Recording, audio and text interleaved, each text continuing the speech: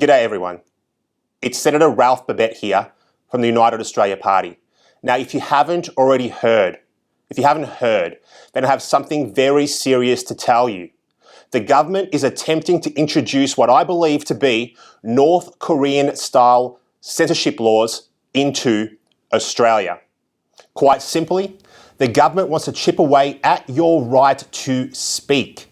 The government wants to silence, wants to cancel all dissenting voices. The way that they want to do this is to install a 1984-style Ministry of Truth that censors any views that oppose or question the establishment narrative. And in my opinion, this is the greatest threat that faces our nation right now. Now, if passed, this bill would allow the issuing of huge fines to social media companies if they fail to remove misinformation or disinformation from their platforms. But, ladies and gents, who decides what is misinformation and what is disinformation? Well, you guessed it, the government and the people who control what they do and what they say behind the curtain. That's who. The very same types of people who told you that COVID-19 was deadly when it was in fact mild for almost 100% of healthy young people, and who told you that the COVID-19 mRNA injection would stop you catching and spreading COVID, which we all know now that it didn't. And that Iraq had weapons of mass destruction, which we all know was not true. This should immediately raise the suspicion of all Australian citizens.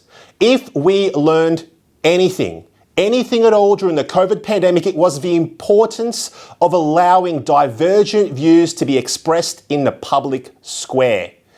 Now, many opinions, contrary to the official government narrative that was once deemed misinformation early in the pandemic, was later found to be true, factual, and correct. While much of the information given by the government departments themselves during the crisis was later found to be untrue. At the United Australia Party, we have always championed free speech and insisted that the public need to be trusted to discern fact from fiction, truth from untruth, and reliable from unreliable for themselves.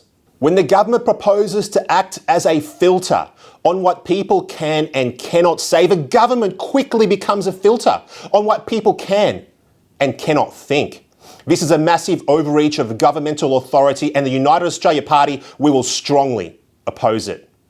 Now, last week, I immediately wrote to Minister Rowland to express my disgust at the government's direct attack on freedom of speech. One of the most disturbing elements of this bill is the definition of harm, a definition that many of you have certainly breached more than once and will likely breach every single day for the rest of your life, not because you intend to harm others, simply because you are unafraid to challenge authority and call out the lies. Harm in this bill is defined as any of the following, and I'm going to quote here. A, hatred against a group in Australian society on the basis of ethnicity, nationality, race, gender, sexual orientation, age, religion, or physical or mental disability. B, disruption of public order or society in Australia. Well, goodbye protests. C, harm to the integrity of Australian democratic processes or of Commonwealth, state, territory, or local government institutions. Well, thou must never question the government, ladies and gents. D, harm to the health of Australians. Forget peer-reviewed studies unless, of course, they are produced by Big Pharma. E, harm to the Australian environment. Well, the climate change religion, it is now protected. F, economic or financial harm to Australians, the Australian economy, or a sector of the Australian economy. Socialism, here we come. This is Orwellian. It is not the role of government to tell people what they can and cannot say. It is not the role of government to fact-check citizens' opinions. It is not the role of government to deem certain views permissible and other views, no matter how silly or inaccurate, off limits.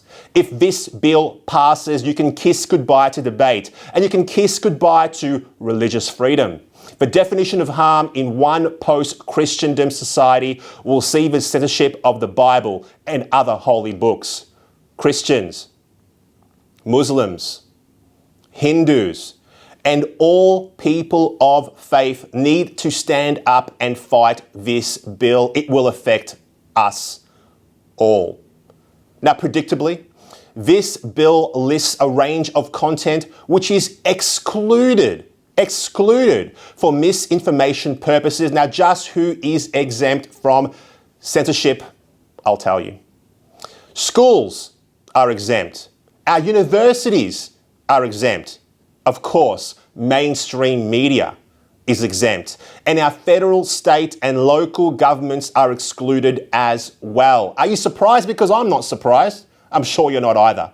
Now, it's a free pass for everyone who diligently followed the government advice during the pandemic. The rest of us plebs, well, if you choose to think freely, well, you're going to be censored. The government is empowering unelected bureaucrats to enforce the government position on issues. This is anti-democratic and it resembles what we would expect to see in communist China under the CCP or North Korea. Social media is the modern day town square. Now, this bill gags the discussion in the town square, limiting you to government-approved speech. I and the United Australia Party will campaign against this bill with all our might. Now, I urge Peter Dutton, as the leader of the opposition, as the leader of the Liberal Party, and all crossbenchers to step up and join me in this fight for free speech. Now is not the time to play politics. We must boldly defend the rights of the Australian people. Our job is preserving liberty, not aiding in its destruction. If the government truly cared about misinformation and disinformation, then the best disinfectant is free and open speech, not more censorship. Now, you at home can play a big role in killing this bill. You can make a submission on this bill and you can provide your feedback on it. Your submission doesn't need to be overly long or complicated, just your personal or professional views on the bill. It is important that the government, that the Labor Party realise how much we value freedom of speech. Now, please follow the link in this post and take the time to fight for freedom, for yourself, for your children, for your grandchildren, for democracy as we know it. Now, remember, courage is contagious. And if you want change, if you want real, measurable change, then it comes from you. It doesn't come from me. It doesn't come from the Labor Party. It doesn't come from the Liberal Party. It definitely doesn't come from the Greens. It comes from you. Take an interest in the political process. Take an interest in who governs you. God bless you. God bless our nation. I'm Senator Ralph Babet for the United Australia Party.